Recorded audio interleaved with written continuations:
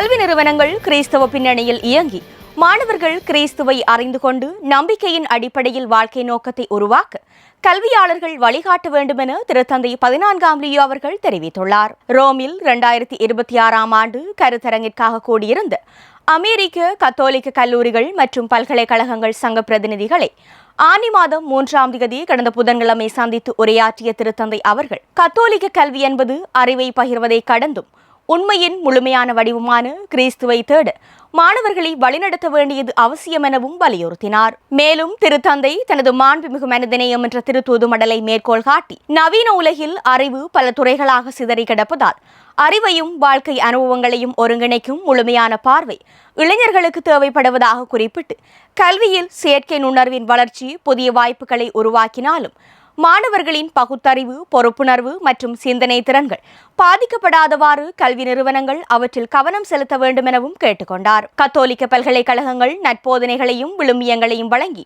மாணவர்களின் வாழ்வையும் சமூகத்தின் எதிர்காலத்தையும் வடிவமைக்கும் திரு அவையின் பணியை தொடர்ந்து முன்னெடுக்கும் என்று நம்பிக்கையையும் திருத்தந்தை வெளிப்படுத்தினார்.